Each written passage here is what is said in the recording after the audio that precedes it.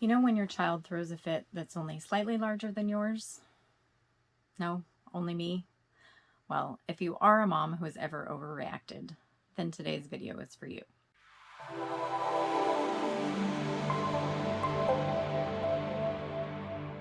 Hi, I'm McCove. I'm the mom mentor, and I'm here to bring hope and peace to your life, mothering, and relationships.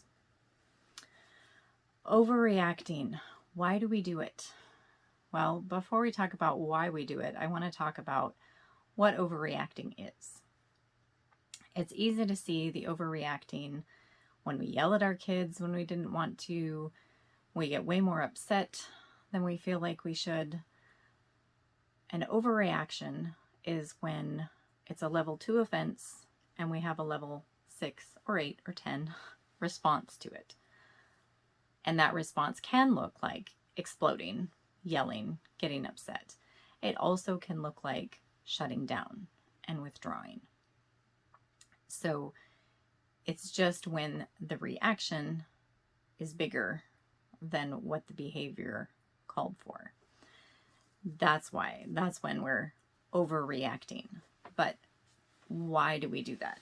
Because as moms, none of us like that. That just produces a lot of guilt, maybe some shame, regret. We don't want to overreact. We want to show up appropriately for our kids. We overreact because something within us needs attention. So when a child disrespects us or lies to us, instead of being able to look at them and the current situation and evaluate what to do, something within us gets triggered that this is much, much bigger than right now. And it's also about us instead of about the child. So maybe there's a wound that says you're rejectable and you haven't dealt with that. So when it feels like your child rejects you, it's not dealing with the current situation and what's going on. It's tied to all those rejections in the past, typically to ones when you were very small. And so if you find yourself acting like a child in your reaction, that's a good indication that whatever is crying out for your attention happened when you were a child of about that age. If you're acting like a 2-year-old, probably something happened when you were pretty young. If you're just acting like a teenager, maybe it is tied to something there that you haven't dealt with. But there is something in you, an unmet need, a wound that's afraid of getting wounded again. There's something in you that's saying, hey, I need attention here. This feels like the same thing again, and I don't want to go through this again. This wasn't any fun. So there's something in you saying, hey, I need some attention here. That's why you're overreacting. How do you stop overreacting? Learn to listen. Give yourself space when you have overreacted to go back and sit with the Lord and reflect on what were you feeling? What were the things you were telling yourself? What was going on inside of you? And don't try to be rational about it. It's emotions. Emotions and rationale don't go together. So don't try and make emotions rational. That's not what it's about in the beginning. It's about hearing those emotions, identifying them, and recognizing, okay, if I was feeling rejection, is there something to deal with in the current situation that actually was rejection? Or is it just reminding me of this feeling from the past?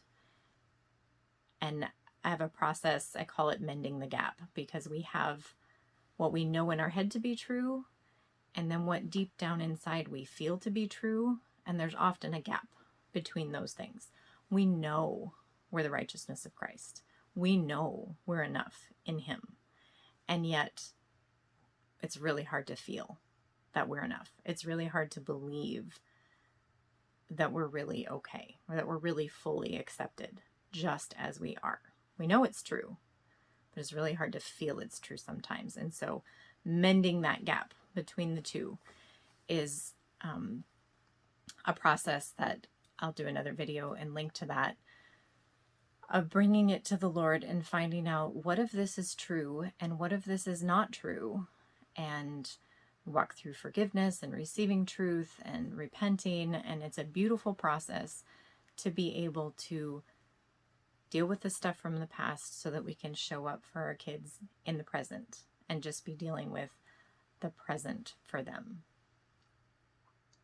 So today we talked about what your overreactions are trying to tell you. We talked about that overreacting can look like the exploding, ugly word vomit all over your kids. It also can look like shutting down and withdrawing. But it's an overreaction to whatever happened. And that's happening because there's something inside you, a place that is wounded or afraid, that needs some attention. Because it's saying whatever's happening right now is reminding me of something that hasn't been taken care of and hasn't been addressed. And you can learn to address those things by learning to listen to what your emotions are telling you, to find out what you need. And to walk through that process is something you can definitely learn to do on your own. It's something I walk my clients through all the time. It's a process I would love for you to learn to walk your kids through. So it's a tool they have going into adulthood, not something they have to learn in adulthood. And so if this video has been helpful, I would love it if you would like it, subscribe, share. I will be producing more videos about dealing with your emotions and how that impacts your relationships with God, yourself, and others. So thanks for being here, and remember that your healing heals generations.